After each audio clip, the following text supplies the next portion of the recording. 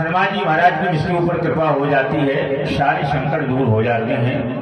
जो भगवान के भी संकट को दूर करें ऐसे अनंत बलवंत श्री हनुमंतलाल जी महाराज हैं, जिनकी पावन गाथा को, पावन यश को श्री राम जी सरकार ने स्वयं बखान किया हो। कितनी सुंदर हनुमान जी की वह कथा होगी। राम जास जस आप बखाना। संसार के सभी भाई बंधुओं श्री राम जी की भगवान की कथा कहते हैं, और हनुमान जी को तो क्या बात, हम आप सब भगवान को प्रभु कहते हैं। प्रभु, हे प्रभु रक्षा करो, हे प्रभु आदि। लेकिन हनुमान जी महाराज को प्रभु नहीं, इनको महाप्रभु कहा जाता है। विचित्र बात देखिए, स्वामी को प्रभु और सेवक को महाप्रभु का पद मिल गया। कहा ऐसा क्यों हो गया? क्या भगवान से बड़े होते हैं भक्त? तो एक संत ने अपने भाव में लिखा था, बोले भक्त बड़े भगवान से, छोटे हैं भगवान। कहा भक्त बड़े होते हैं भगवान से। लोगों ने कहा ऐसे कैसे हो सकता है? उन्हीं भगवान की कृपा से तो भक्त बड़े होते हैं। कहा कोई उदाहरण बताओ। तो संत कहते हैं भक्त बड़े भगवान से, छोटे हैं भगवान। प्रमाण क्या है? बोले सेतु बांध कर प्रभु गए, लांग गए हनुमान। कहा जब लंका में श्री राम जी गए तो बंदरों से पुल बनवाया, तब पुल से पार जा पाए। और जब हनुमान जी गए तब किसी पुल को जरूरत नहीं पड़ी। तो अब छोटे हैं कि बड़े हैं भक्त? कहा महाराज बड़े हैं। तो एक प्रमाण और देखिएगा, बड़ा सुंदर है। लंका में श्री राम जी सरकार एक बार एक वृक्ष के नीचे बैठे थे, बंदर भालू पेड़ के ऊपर। बार बार यहां से उछले और उन बंदरों की पूंछ है श्री राम जी के सर में लग जावे बार बार। इतने में नारद जी महाराज पहुंच गए। नारद जी ने कहा प्रभु आपने इन बंदरों का दिमाग इतना खराब कर दिया कि आप पेड़ के नीचे बैठे हो, ये बंदर ऊपर बैठे हैं। अरे आप स्वामी हैं, ये सेवक हैं, तो सेवक को ऊंचे स्थान पर बैठना चाहिए कि स्वामी को? कहा भाई स्वामी को ऊंचे स्थान पर होना चाहिए, सेवक नीचे बैठते हैं। कहा तो इनको देखो ये कितने ऊपर बैठे हुए हैं आपके, ये तुम्हारे सेवक हैं। राम जी सरकार ने कहा वो हमारे ऊपर है। कहा आपसे बड़े हैं? बोले बिल्कुल। नारद जी ने कहा आपसे बड़े कैसे हुए? बोले एक बार आपने क्रोध में आकर के हमसे कहा था। नारद जी महाराज ने वो कथा आपने सुनी होगी। नारद जी ने गुस्से में होकर के एक बार राम जी से कहा था, परम स्वतंत्र ना शर पर कोई, भावे मन ही करहु तुम सोई।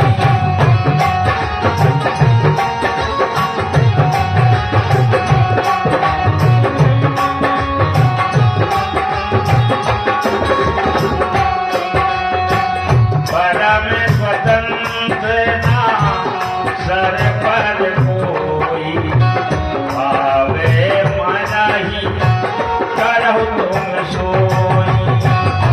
परम स्वतंत्र ना सर पर कोई, भावे मन ही करहु तुम सोई। राम जी ने कहा एक बार तुमने कहा था नारद की परम स्वतंत्र न सर पे कोई, आज हमारे सर पे भी कोई है, ये देख लो। नारद जी ने कहा गजब हो गया, ये बंदर भालू आपके सर पे? बोले और क्या, ये भक्त हैं। भक्त बड़े भगवान से, छोटे हैं भगवान। तो ये श्री राम जी की पावन कृपा है, उनकी ही कृपा से भक्त बड़े हो जाते हैं। आज हनुमान जी महाराज, कल हमने थोड़ी सी चर्चा की थी, हनुमान जी महाराज लंका जाने के लिए तैयार हैं और चलते समय सबको प्रणाम किया। अब लंका की यात्रा में देखें कितनी परेशानी हनुमान जी को आई। भाव यह है जब कोई भी भाई बंधु भक्ति की चाह में, भक्ति को पाने के लिए शत मार्ग पर जो आगे चलता है उसको परेशानी बहुत ज्यादा पड़ती है। जैसे हनुमान जी महाराज जब किस कंधा से चले थे तो सबसे पहले एक पहाड़ मिला, भाव यह है हनुमान जी की इस कथा से कि जब कोई धार्मिक यानी रास्ते पर जब चलता है या सत्मार्ग पर चलता है, भक्ति को प्राप्त करने के लिए चलता है, भगवान के पास जाने के लिए चलता है, तो कठिनाई बहुत पड़ती है। कठिनाई इतनी नहीं, पहाड़ के जैसे। तो हनुमान जी की इस गाथा से ये शिक्षा ले लें कि ये कितने भी पहाड़ क्यों ना मिल जाए, उनको पार करते हुए धैर्य के साथ जब हम आगे बढ़ते रहेंगे, निश्चित परमात्मा कृपा करेंगे और हमें भक्ति प्राप्त हो जाएगी। और ये पहाड़ क्या है? कहा सबसे पहले जो पहाड़ हनुमान जी को मिला, जिसके ऊपर हनुमान जी चढ़े थे जब प्यास लगी, इस पहाड़ को कहेंगे विश्वास का पहाड़। जब हम भक्ति की चाह में आगे बढ़ें तो हमारे हृदय में विश्वास होना चाहिए, पहाड़ जैसा विश्वास, अचल विश्वास हो जाएगा, आगे रास्ता मिल जाएगा।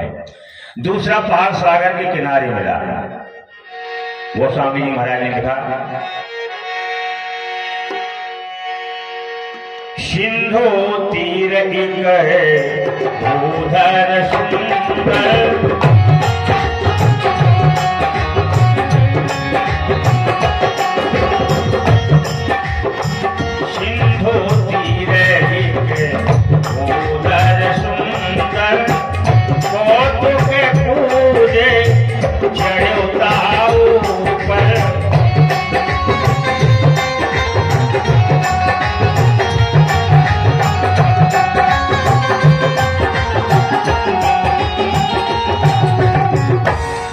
हनुमान जी महाराज को दूसरा पहाड़ मिल गया जो समुद्र के किनारे पर है। उस पहाड़ के ऊपर चढ़कर के श्री हनुमान जी महाराज ने छलांग लगाई। अब लंका की यात्रा शुरू करते हैं। गोस्वामी जी महाराज ने लिख दिया, हनुमान जी को क्रोध बहुत ज्यादा था, इन्हें बल अपना याद आ गया। सो जय गिर चरण दे हनुमंता, चला सुगा पाताल तुरंता। हनुमान जी जैसे उस पहाड़ के ऊपर चढ़ करके छलांग लगाए और पहाड़ पाताल में चला गया। हनुमान जी महाराज ने कहा तो गजब हो गया, अब छलांग कैसे लगाएंगे? लेकिन वो पहाड़ पाताल में चला गया। उस समय श्री राम जी सरकार की एक संकेत लिखा तुलसीदास जी ने कि मानो किष्किंधा से श्री राम जी ने हनुमान जी को सहारा दिया। बार बार रघुवीर समारी, तरजो पवन तनय बल भारी। बार बार श्री राम जी सरकार ने हनुमान जी को बार बार संभाला कि इतने क्रोध में मत जाओ, नहीं तो 500 किलोमीटर आगे निकल जाओगे लंका से, और वहां जाकर के जब पूछोगे कि लंका कहाँ है, लोग बताएंगे 500 किलोमीटर पीछे छूट गई, तो वहां से फिर ज्यादा क्रोध आ जाएगा। दोबारा छलांग लगाओगे तो सागर के इस पार आ जाओगे, लंका बीच में रह जाएगी। क्यों? हनुमान जी को फिर ध्यान नहीं रहता है हमारे पास कितनी ताकत, अतुलित बल था। आखिर हनुमान जी महाराज के लिए दूसरा भाव संतों ने दिया, बार बार रघुवीर समारी। श्री राम जी सरकार की वह पावन मूर्ति जो इनके हृदय में बसी हुई है, उन राम जी सरकार को बार बार संभाला, प्रभु रक्षा करें। अब लंका की यात्रा करते हैं, बार बार रघुवीर समारी। आखिर हनुमान जी चले। रास्ते में देवताओं ने देखा, सुरसा को भेज दिया। ये परेशानियां हैं जीवन में आने वाली। ये सुरसा कौन है? ये हमारे आपके जीवन में भी है। और सुरसा माने संतों ने बताया ये ईर्षा है। ईर्षा आदमी को आगे नहीं बढ़ने देती है, और ईर्षा के कारण लोग एक दूसरे की टांग खींचते रहते हैं, आगे नहीं बढ़ने देते हैं। तो हनुमान जी के साथ भी वही हो गया। हनुमान जी महाराज जैसे ही आगे बढ़े, सुरसा मिल गई। सुरसा ने कहा मैं तुम्हें खा जाऊंगा। आखिर हनुमान जी महाराज ने सुरसा के सामने ये विचार किया कि ये मंगलाचरण है, लंका जा रहे हैं, और किसी भी कार्य का अगर मंगलाचरण किया जाए उसमें खून खराबा ना हो तो बहुत अच्छी बात है। तो हनुमान जी ने बुद्धि से काम लिया। ये क्या है? बुद्धिमताम वरिष्ठम, इनके बराबर कोई ज्ञानी नहीं है। हनुमान जी जैसा कोई ज्ञानी नहीं, बुद्धिमताम वरिष्ठम। और जब जब हनुमान जी के बुद्धि की परीक्षा हुई तो हनुमान जी कभी फेल नहीं हुए। एक बड़ा सुंदर उदाहरण मिलता है। सुरसा के सामने भी हनुमान जी ने विचार बनाया, और सुरसा जो है हनुमान जी को आगे नहीं जाने दे रही, और कह क्या रही है बोली आज सुरन मोही दीन आहारा, आज सुरन मोही आहारा, आज सुरन दीन आहारा। सुनत वचन कही पवन तुम्हारा, सुनते वचन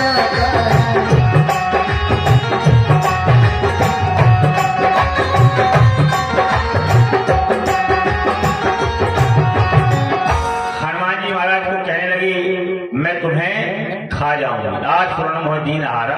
अब यहाँ पर एक हमारे जो सभी ग्रामवासी हैं, वास्तविक बहुत विद्वान हैं, आप लोग रामायण को सुनते ही रहते हैं। आज सुवर्णमोहदीन आहारा, हनुमान जी महाराज ने जब इस बात को सुना तो लगा ये झूठ बोल रही है। क्यों?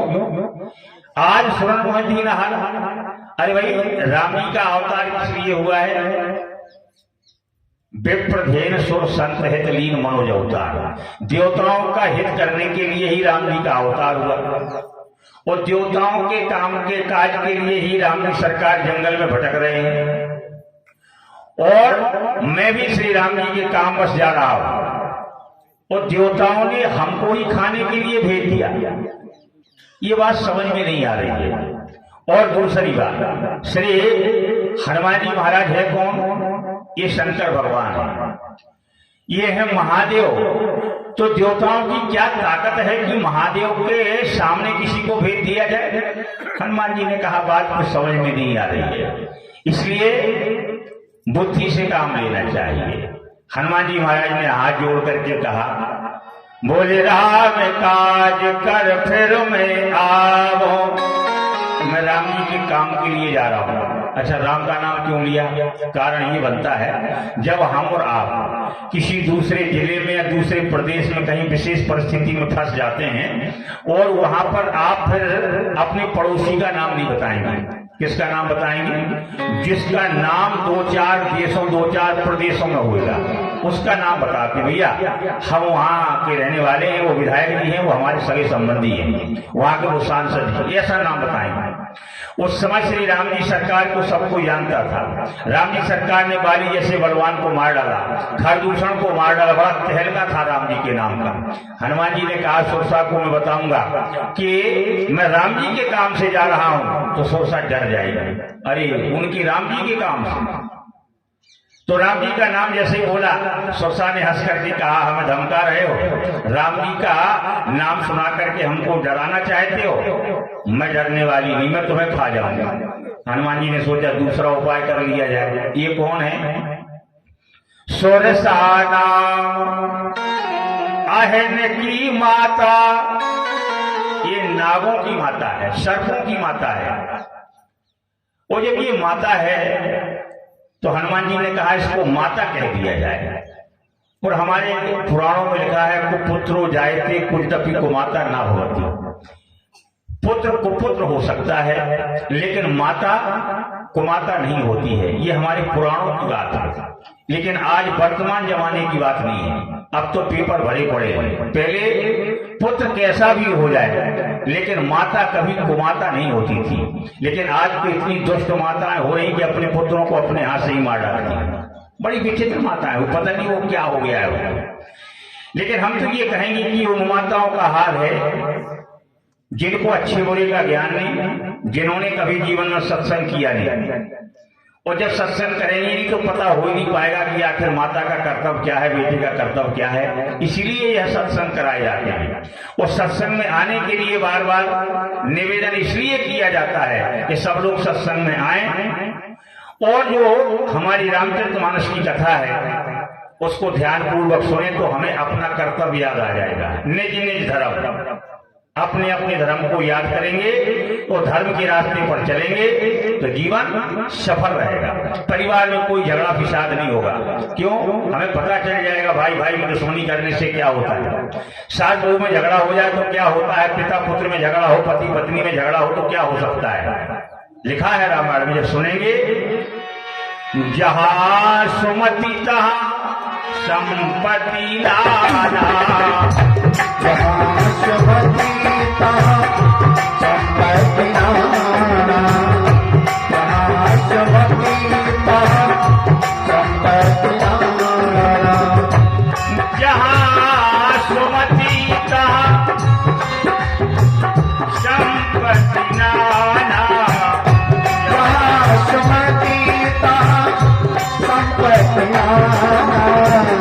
जहाँ कुमति तहाँ पद निधारा, जहाँ कुमति तहाँ विपत्ति निधारा, जहाँ कुमति तहाँ विपत्ति निधारा।